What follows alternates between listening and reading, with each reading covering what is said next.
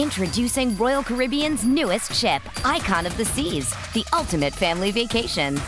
The ultimate 6 slides, 8 neighborhoods, 0 compromise vacation. The ultimate never done that, can't wait to do it vacation. The ultimate chillin' by a different pool every day of the week vacation. This is the Icon of Vacations. Icon of the Seas, arriving in 2024. Book today. Come seek the Royal Caribbean. Ships Registry, Bahamas. This episode is brought to you by Pepsi Wild Cherry. Pepsi Wild Cherry is bursting with delicious cherry flavor and a sweet, crisp taste that gives you more to go wild for. Getting wild may look different these days, but whether it's opting for a solo Friday binge watch or a big night out, everyone can indulge in their wild side with Pepsi Wild Cherry. Also available in Zero Sugar. So grab a Pepsi Wild Cherry and get wild.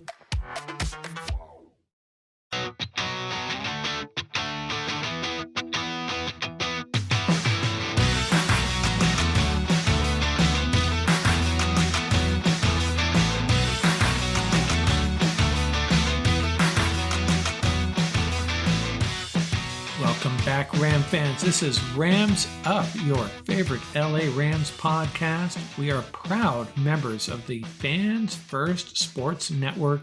That's fansfirstsports.com. You can also follow us on YouTube. Our channel is at LA Rams Up. I'm your host, Mark. You'll hear from my co-host, Tom, on occasion as well. Hey, we're not Rams insiders. We're just longtime fans who love talking about our Los Angeles Rams. Let's get to it. Hey everybody, Mark from Rams Up here. I have another roundtable. Right now, it's just Paul, Walia, and me. How you doing, Paul? Doing great. Fantastic. Holding it down here out on the East Coast. Strong Island represent. Holding it down for my compadres, Ian and Tom. So looking forward to talking a little Ram football. Yeah, hopefully Ian can join us here in a little bit. He's caught in that LA traffic, man. The storms out here have been insane. And Wow. my drive has been pretty light because I think a lot of people are just not even hitting the roads. But you get down into downtown LA, greater LA, it's a little bit different story. And I think that's what Ian's battling as we speak. Now, the NFL awards were announced tonight. The Rams got shut out. Puka Nacua saw it coming. C.J. Stroud probably deserved that award. Kobe Turner, he got robbed, in my opinion. And Torrey Holt passed over for the Hall of Fame again. Really sad. We're going to talk about all that next episode. On to our roundtable discussion. So I had 4 things I wanted to talk about. 3 of them you know about, and I have another one I'm just going to throw at you and get your thoughts on this. You know, I've been doing these position previews for all the Rams position groups, cornerback. I haven't gotten to defense yet, but I did quarterbacks, running backs, and so on. And I got to the offensive line, and I threw out some ideas on one of the podcasts there, and a couple people provide a little bit of pushback, which is fine. I embrace that. I love that. But this is my question for you. You know, I'm not convinced the Rams are going to spend big on Kevin Dotson. I think we all want Kevin Dotson to come back because he was perhaps the key to that offensive line, one of the keys. I'm not sure he's coming back. We just don't know, right? So this is my question. If Kevin Dotson on day one of free agency signs with the Broncos or whatever, what do we do? We're worried about the left tackle, improving the left tackle spot. Now we have a right guard position to fill. And one of the questions I wanted to kick this off with is Joseph Noteboom potentially the answer at right guard? What are your thoughts on that? What would be your my thought originally was, hey, let's go draft a left tackle. Let's draft a cornerback. Maybe we can get a guard later to replace Dotson. I don't know. What are your thoughts on that? So the Dotson dilemma is interesting. And I remember when I did a segment with you regarding Corbett, when Corbett was in the same scenario. And we talk about, things sort of happening in cycles. Same way Corbett was sort of an under the radar move from the Browns, and look how huge he turned out for us, right? On the right side, he held down the guard position, then found his way to big money. The thing in the NFL is, and I said it verbatim in that when we were talking about Corbett, right guards, left guards, doesn't matter. Guards that can block at the level that Dotson blocked and performed at last year, they're going to get paid regardless of which team it is, right? Whether it's the Rams, whomever, it's just a position where years ago it might have been a little bit different. Now they're definitely getting those contracts that are big chunks of money. No question about it. For the Rams, when they evaluate Dotson, it's going to be is how much of a hometown discount are they really going to get? That's the key, right? They should definitely bring him back if they can. I know it's going to be a lot of money. I know traditionally they don't shell out that kind of money. They've been burned in the past. But, the luxury of being able to say, especially if you're going for it in 24, is the luxury of being able to say our right side is locked down. We know what we got on the right side, right? I think that Dotson, Havenstein monster combination, it just looked beautiful on tape. It really did. And as someone, you and I, we watched all those games. We watched the tape of the games. The right side it was just a thing of beauty to watch. When they went to the run game, the consistency in yardage, pass blocking, rock solid. So it's a real luxury. You're paying for the luxury at one of the hardest positions groups, one of the hardest position groups, I should say, to really address. The Rams do have some flexibility in the sense that Avila can play center, right? So if it comes down to, listen, we can't afford both Coleman and Dotson, it's okay. You're not going with a rookie center. You can slide Avila over and then maybe find a left guard. I think that's a lot easier, or plug in. Nope. Theoretically, you could go 5 non-rooks, because if you play Noteboom and Noteboom shows you that he can play for a full season, let's say, has a great camp, comes in ready to go, you can plug him in at any of the guard positions. And there you go. Avila goes to center, right? You haven't moved too many pieces around. One player, I not to jump ahead to too much about the draft, I know we're going to do a draft segment. I really like this Oregon center, JPJ, out of Oregon. I really, really do. And I don't say that often about rookie offensive linemen, but I really like JPJ. One thing that might be a nice move is to pick him up. He can also play guard, and maybe let him start out at guard, get his feet under him for a season, then move him to center, right? But I think if you move Avila to center, Avila's going to be a Pro Bowl center. I really do. I think he's that good. He's had experience at the position. Yeah, Powers Johnson, you're talking about. Yeah. If you read his profile, he sounds exactly like what the Rams are looking for at the interior offensive line with their new power running game. And he looks like there are no sure things, but man, he sounds like a sure thing to me.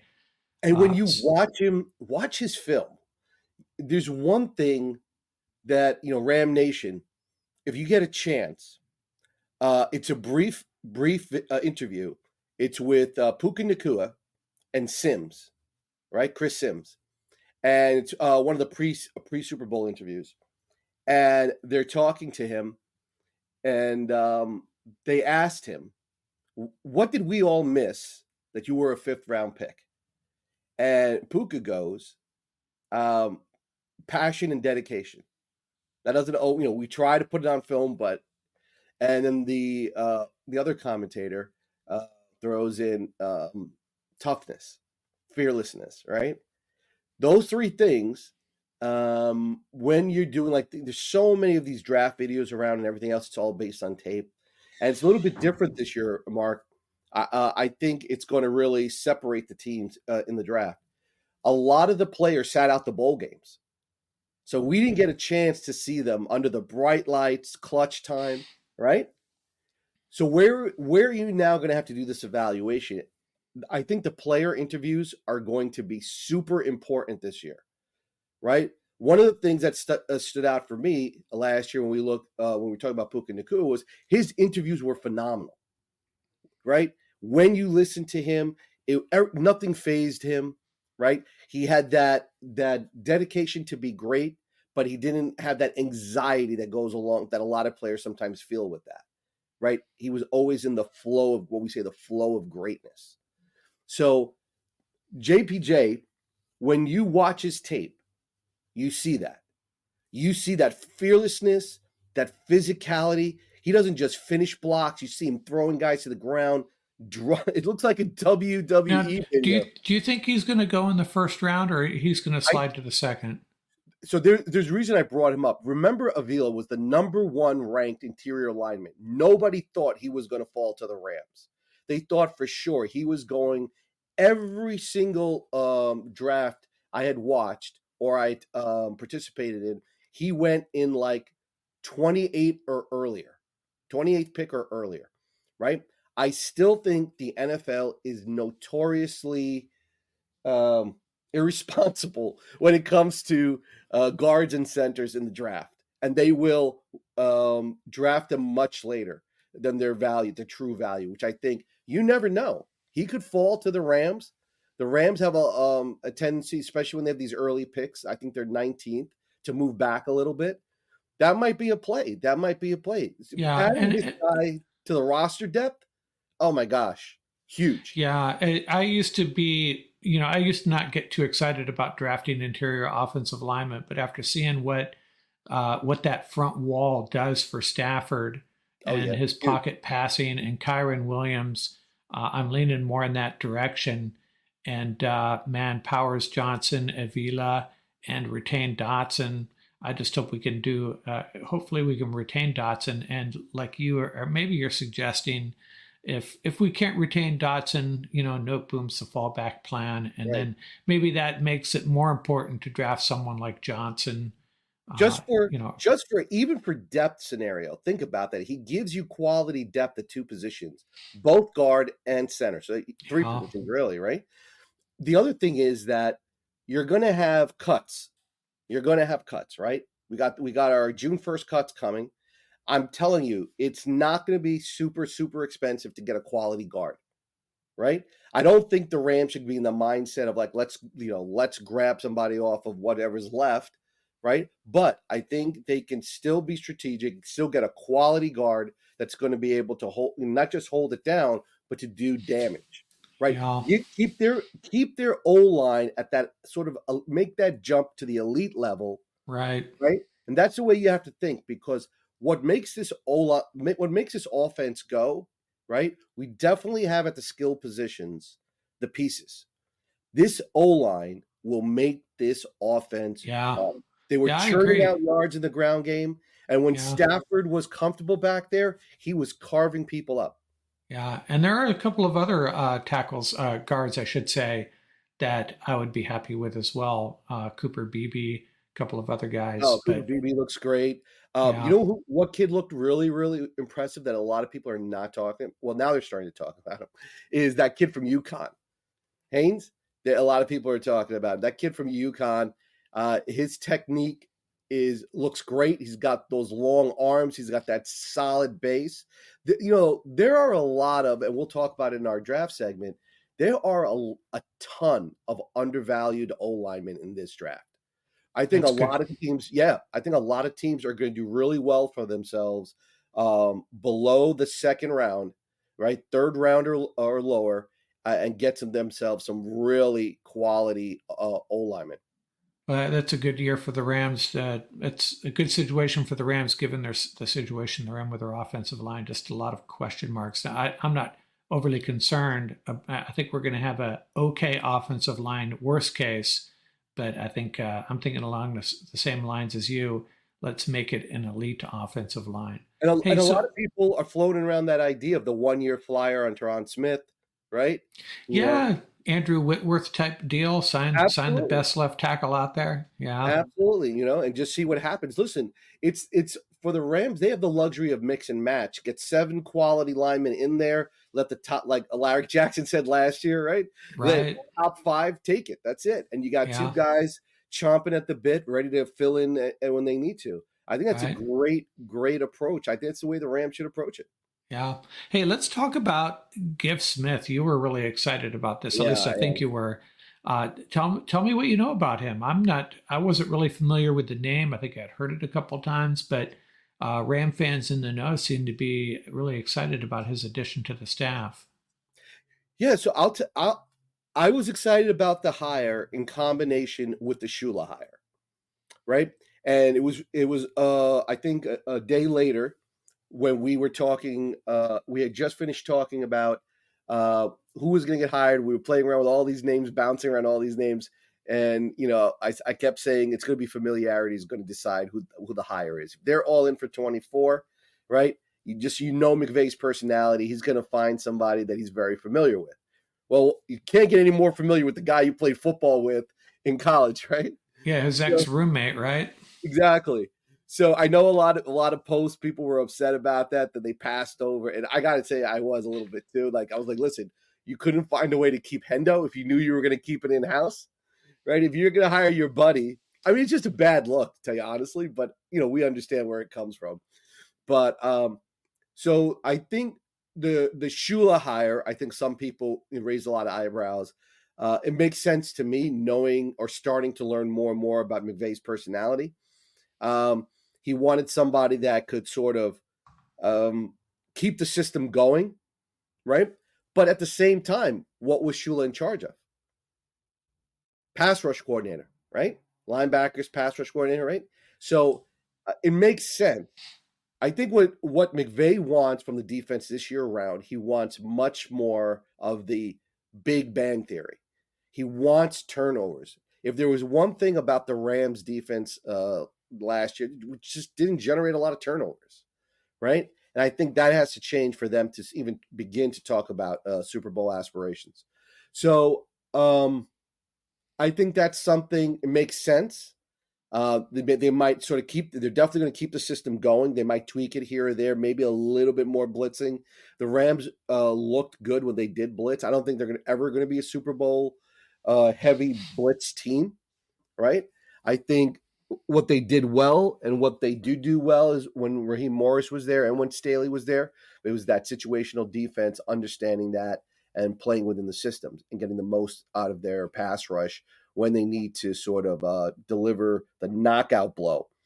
So having said that, Shula, good, his resume sort of speaks for itself. He has experience as a position coach. He's been with the Rams for a very long time. He's familiar not just with the system, but with the culture, so it makes a lot of sense. I don't see a huge drop-off there. Listen, it's going to be impossible to replace Raheem Morris. Shout out to Coach Morris. Shout out to the Falcons. Great hire, right? He deserved it. Big loss for the Rams. But, I was sort of worried about wow, we're turning it over to this guy, Shula, right? Nothing against Shula. I'm sure he's going to do a great job. But I was like, wouldn't you want somebody maybe who had a little bit more battle tested, right? I think the Smith hiring now, put those two together, in my opinion, when you look at it, now it makes a lot of sense. A more experienced guy for him to lean on a little bit. Yeah, exactly. Remember we were talking about when Wade Phillips was there, it was just a little bit, McVay looked a little bit more at ease. And he always would say, I got that wily guy I could just sort of bounce ideas off of. Well, not that Smith's, as old as Phillips was, but I think, what is he, 56, right? I think he's 56. But he's an experienced guy that he can bounce ideas off. I think the combination of he and Shula makes a lot of sense. Put those two together.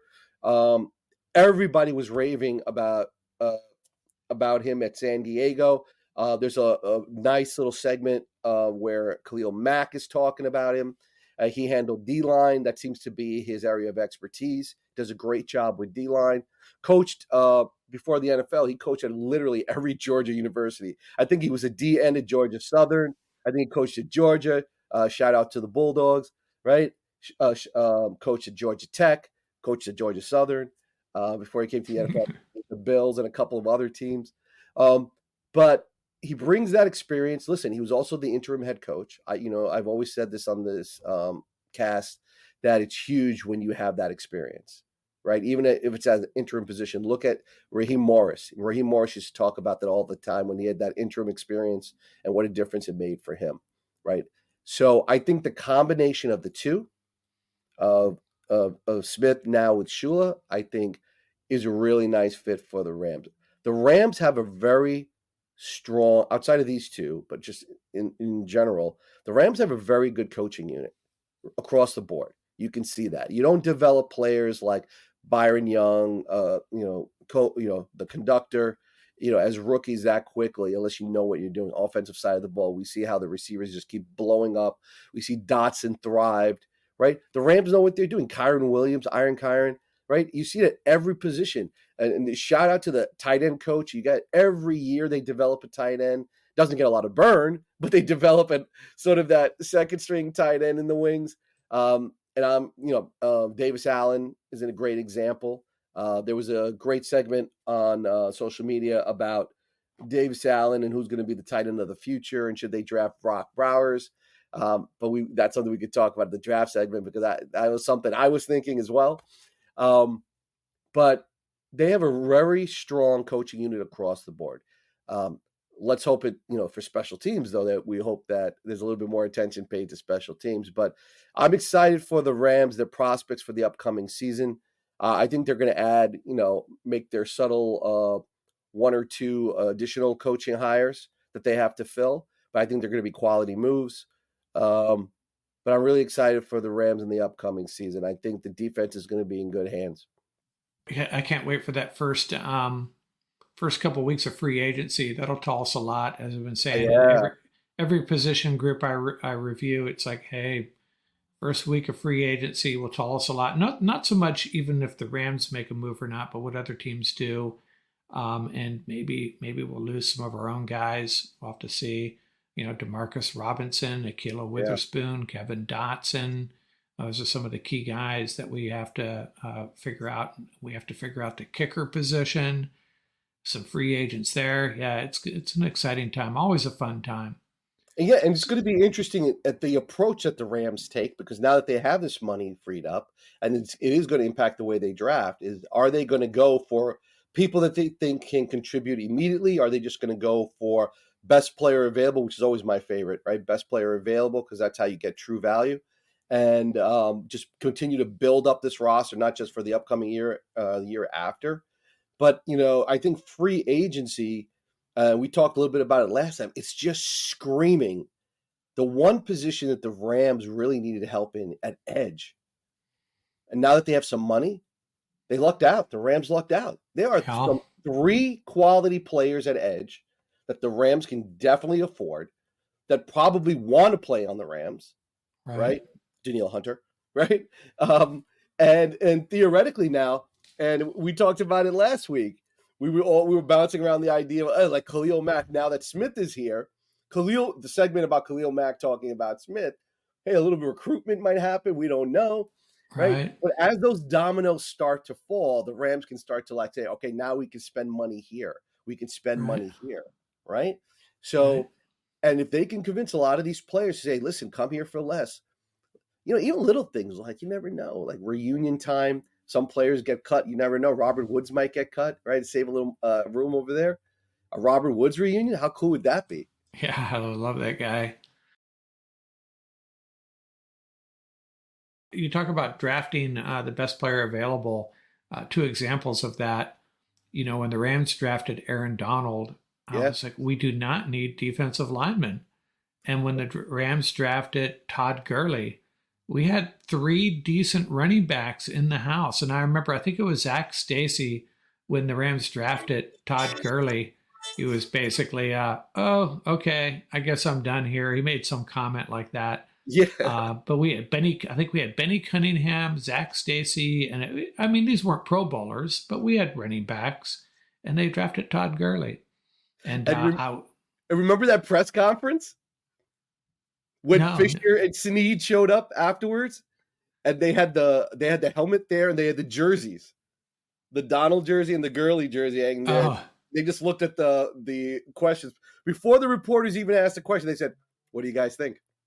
And they had like this big smile on both their faces, right? Yeah, and a lot of people will still argue that Todd Gurley certainly wasn't a bust, but was a disappointment in the fact that his career was so short. Yeah. But I'll tell you, no player was more important in getting this franchise pointed in the right direction when they came back to LA. It was Todd Gurley. Man, some great moments with him. And the Rams have a great tradition of running backs, right? And we talked about between Falk, Dickerson, you got guys going far back. You got SJ39, the Beast, right? Lawrence McCutcheon, Wendell Tyler. I was actually I posted something about Wendell Tyler the other day. Somebody had asked about forgotten running backs, and it always burns me, right? Because he was the one that really helped the Niners win a Super Bowl. They traded. You never trade within your division, let alone the Niners, right? They traded Tyler to the Niners and gave them a running game with Bill Ring. But one of the things I have always said is that the Rams also have a tradition of really not helping running backs wrap up the career well. They did the same thing with Dickerson. Look how Gurley's career ended with the Rams. And it's just, they have to, hopefully that's a tradition that ends, and Iron Kyrie will be with us for a long time. Yeah. So back to Shula, you think it's going to be more of the same, but do you think the Rams are going to bring the blitz a little bit more? Is that what you're thinking? Yeah, I think they're going to retain a lot of their key principles. It makes sense. If you're going to go for it in 24, you want that consistency. I do think they're going to be a little bit more aggressive. And look at as the defense is shaping up, right? You got Monster Zero. You got the conductor. You still got 99 problems. You still got Ernest Jones, who showed a lot of talent blitzing from that inside linebacker spot.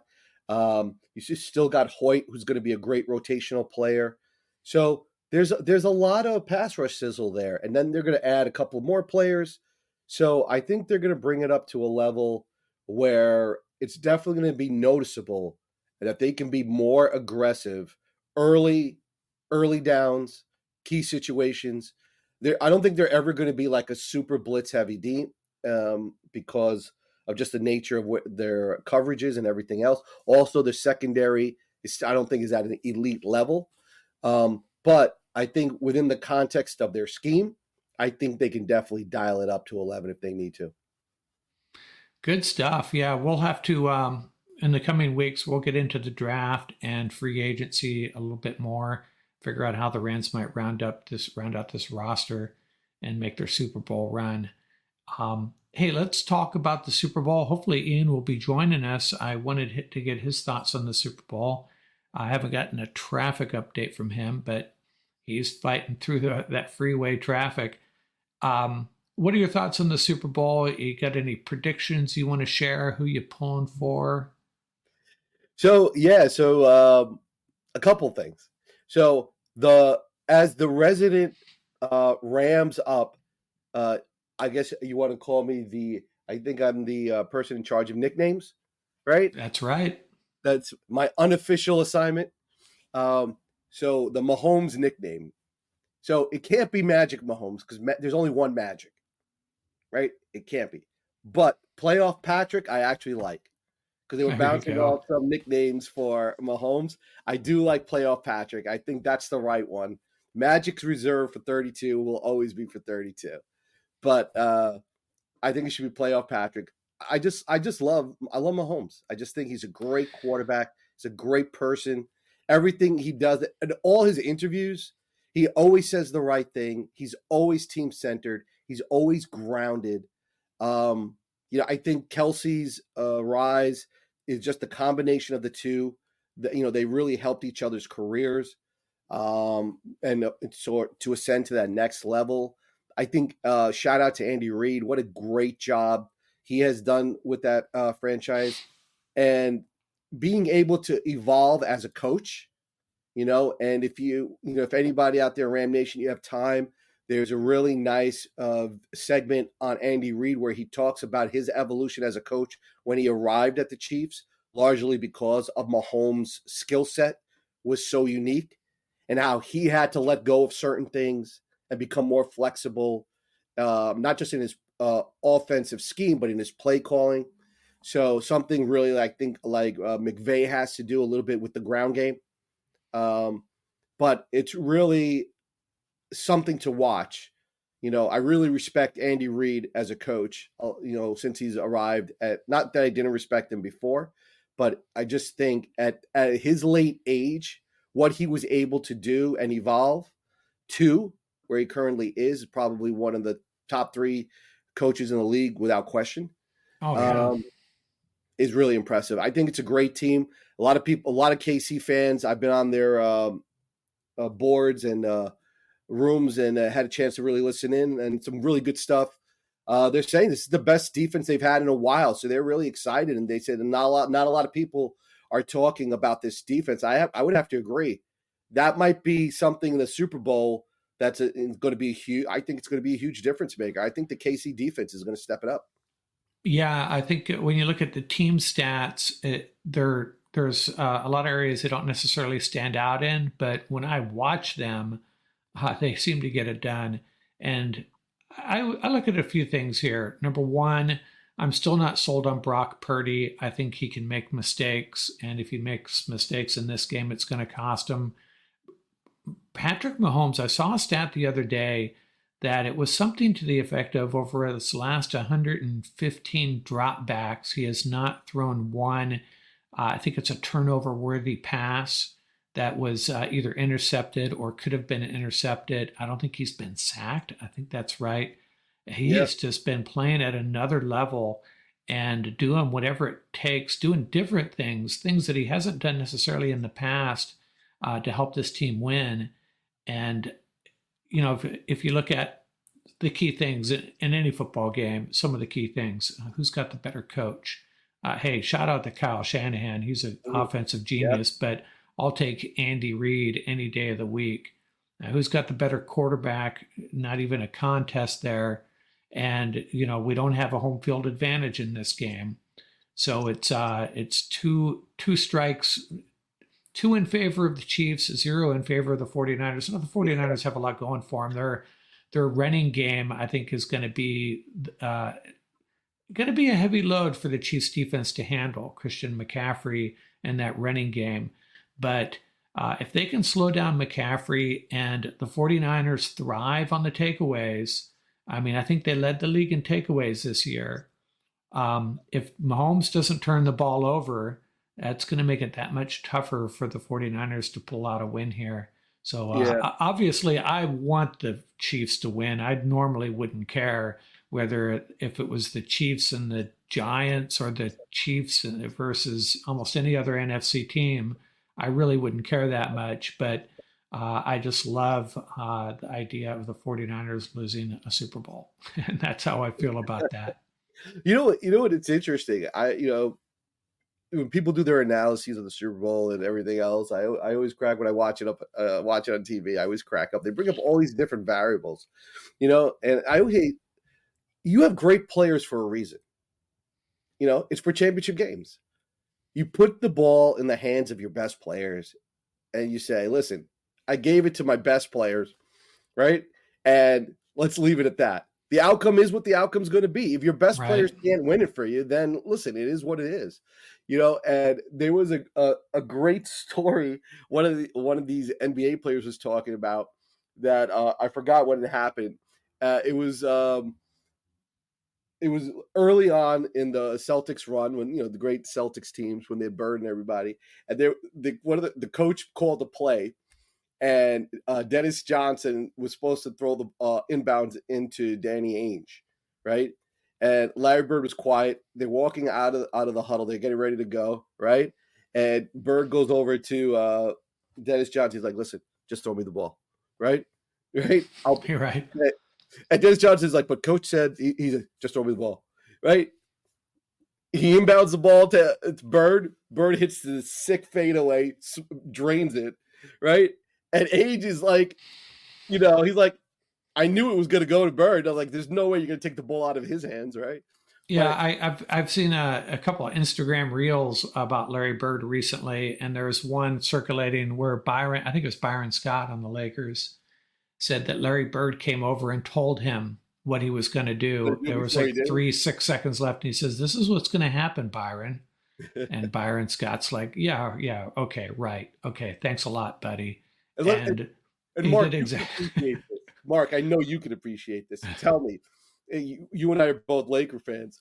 How awesome was it back in the day when we used to watch? People don't appreciate it now, but go back and watch this. Cooper and Bird, right?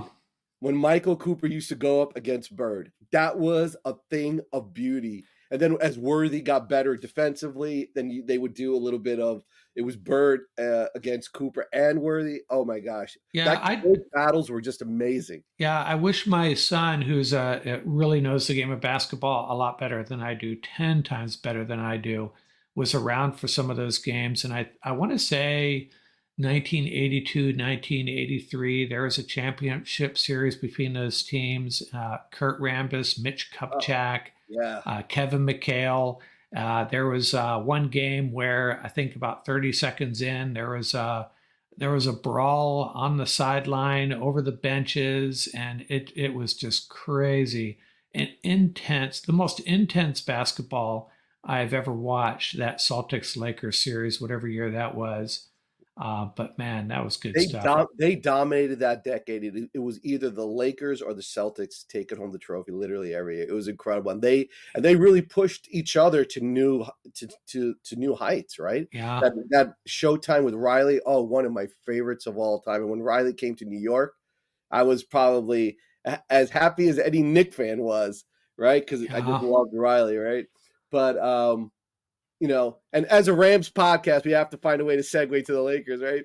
But it just goes to show about that. We talk about that championship mindset. You talk about that brawl, right, with the Lakers, and that was huge, right? Because that's how the West and the East were contrasted, right? That they always said the West was soft, right? The East was like rock'em sock'em robots, and the West could not stand up. And you cited that one year when the Lakers just loaded up. They brought in Kupchak could barely walk. They were like, listen, use all your fouls on McHale, right? Hammer him. But people also forget, who else did they bring in? Michael Thompson. Remember Michael Thompson? Yeah. For you Dodger fans, that's Thompson's dad, right? Michael Thompson. They brought him in, and the dude was, for his defense, right? He came in off the bench. Great defense for the Lakers in the middle, guarding the Boston big men. But little things like that mindset, that physicality, what we saw from Puka this year, right? Really reminding the Rams that this is who we are, Iron Kyron, that sledgehammer ground game, man, from this running back that's like, barely 205 pounds, right? Just knocking people over and not giving up, and just that mindset just seeping into the Rams again and being their primary focus. Yeah, this team, watching them this year, and I think a couple players and writers have commented on this. You watch that team play, and you can tell they just love playing with each other, playing for each other, just having so much fun out there, and it's a fun team to watch. And you watch Puka at I don't know if you saw any of the film of him at the Pro Bowl playing flag football. Yeah. He looked like one of those intense 8th graders, giggling across the field, having so much fun, so much personality. And I think that's a reflection of the entire Rams roster at this point. Just, And shout out to the Rams. And obviously shout out to both the Chiefs and the Niners for making it to the big dance. We were talking about the Chiefs. You look at their defense, look at the way they built through the draft. A lot of young players. Love the kid Bolton. Love all these guys that they brought in. They took their time. McDuffie, right? And they built through the draft, built a quality D. Niners have always been good at doing that, bringing in the young players. We know Warner's an ex-BYU guy. He shouted out Puka too. It was Puka's first year in the league. Shared a nice story about Puka early on in the season. And isn't Pacheco a 7th round pick, if I'm not mistaken? From Rutgers. Right. I knew it. Scarlet Knights. Yeah. But look at the attitude Pacheco brings to the ground game, right? That sledgehammer mentality. And the reason I'm bringing that up is look, the team that's going to win the Super Bowl is the team that establishes their identity first and consistently through that game. They don't try to get too fancy. They don't try to deviate from the game plan. Listen, this is who we are. This is what got us here. That mindset of we are going to impose our will and we're going to take this trophy home. This is ours. That's how you win in the Super Bowl, right? And I continue to say that. Watch the 2001 Rams Super Bowl that they gave away. If Marshall Faulk touches the ball like in ridiculous numbers, they walk away with that Super Bowl, right? And also if the refs had called, I mean, they were just mugging the Rams wide receivers.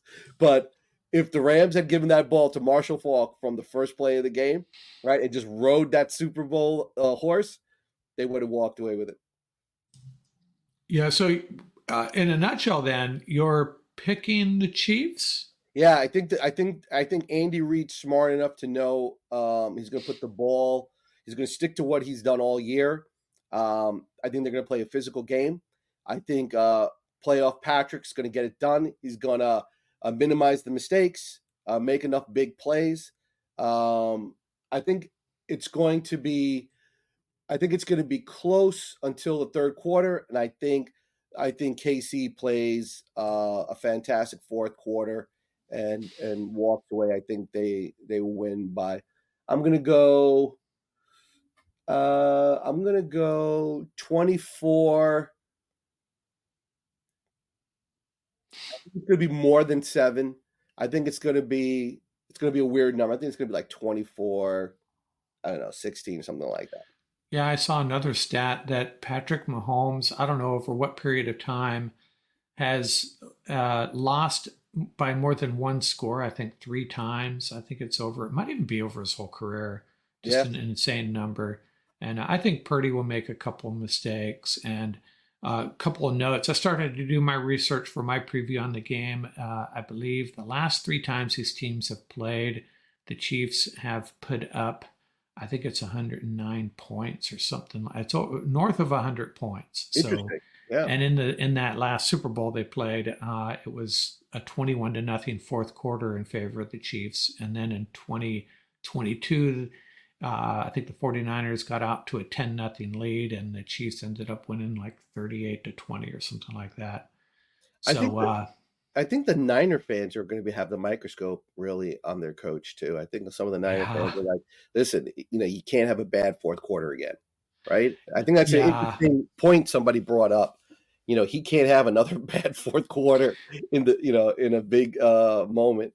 So I think that's going to be an interesting sort of subheading to whatever is the outcome. Obviously, if they win, it's a moot point, but I think that's going to be an interesting storyline. Yeah, there's a lot of pressure on Kyle Shanahan in this game because, they've had teams which they should have won the Super Bowl with in the past a couple of times.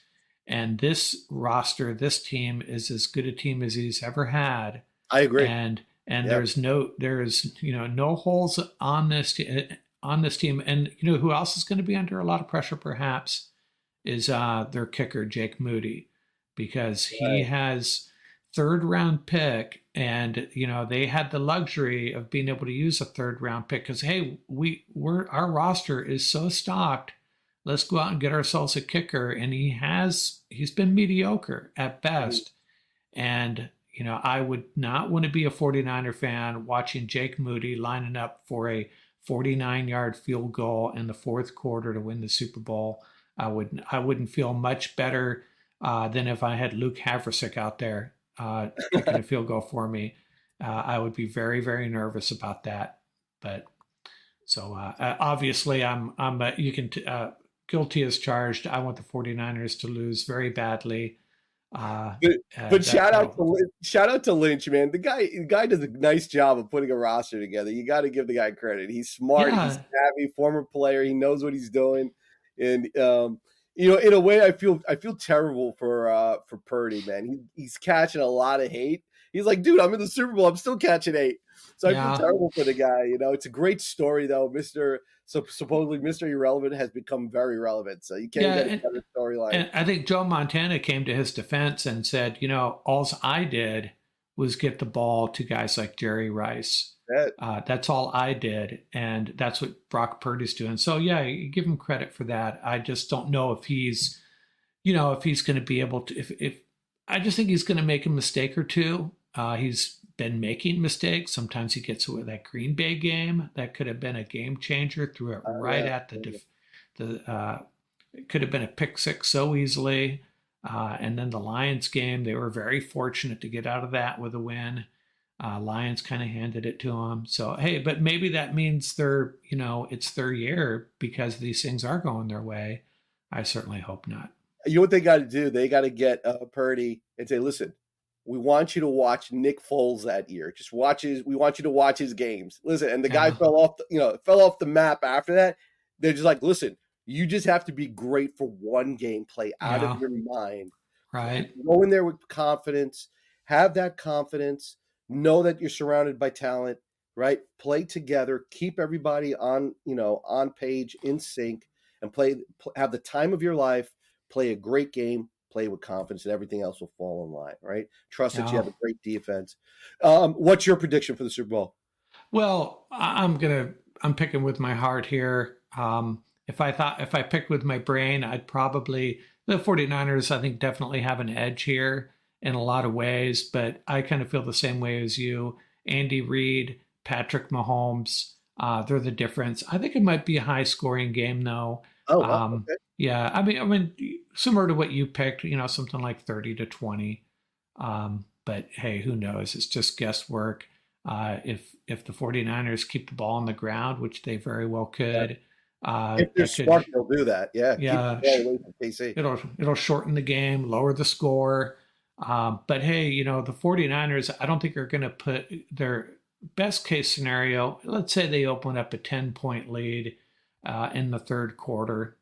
It ain't over with Patrick Mahomes over there and Andy Reid. And I think it's going to be a fun Super Bowl regardless. It's going to be competitive, exciting, a lot of really dynamic players on both sides, on both teams. So really two very good creative coaches. What more could you ask for? What I really want to see, I still feel like we were deprived a few years back. The Patriots ruined it. I wanted to see the Rams and Chiefs in a Super Bowl. I wanted that so badly. Remember that was the year the Rams and Chiefs played in the regular season, the greatest regular season game in the history of the NFL at the Coliseum. Remember that? 55-51 or something like that. And then the Rams rolled to the Super Bowl and the Patriots upset the Chiefs. And that was the end of that story. And we got probably the worst Super Bowl ever, 13-3. So that was shameful. Actually, that's like embarrassing. It really was. Yeah. But what's great about this Super Bowl? Because I just checked the injury report this morning. Not too many major injuries, right? Or injuries always get downplayed until like an hour before the game. Yeah, right. But that's a good thing, I think. I saw like 5 on the Niners, which were like legitimate, it looks like, and then 3 for the Chiefs. So both teams, hey, listen, huge, right? Being healthy is a major part of making a Super Bowl run. Being largely healthy, right? For absolutely. Ram Nation, doesn't matter what fan you are, what team, what sport. That is a big, big deal. Yeah. So, what's great is that you get to see both teams play with, all their weapons. Obviously, there were injuries during the season, that things like that have happened. We know that. But coming into this, they're playing with the chess pieces that got them through the playoffs. And I think that's a huge, huge bonus for fans. It's going to be fun. So, hey, let's, Ian must not have made it. That's fine. Yeah, you're dealing with that traffic in downtown LA somewhere. Let's call it an episode, though, and let's get together. I'll reach out to you. We'll get a mock draft going as well as as well as our regular roundtable. Let's do both. This is the time of year where we have that extra time on our hands to cover the fun stuff, drafts and free agency. So if you're up to it, let's get it done. Absolutely. And listen, Ram Nation, right after the Super Bowl, there will be no drop-off. Mark will be churning out quality content. Not to worry. Get you through the off-season. And look forward to the draft segment. Ram Nation, you'll have a lot of fun. We'll go over a lot of different draft strategies for the Rams, key players, and we're going to make a special emphasis after Puka's taught us a valuable lesson. Those sleeper picks, don't sleep on them. Yeah, let's on the sleeper picks. Let's mock the 5th round. We'll just do the 5th round. How about that? Round 5 only. How fantastic would that be, right? Okay, Paul. Hey, thanks a lot. I know it's late out there, so I'm going to let you go. We'll do this again real soon. All right. Double barrel ram horns. Okay. Thanks a lot, man.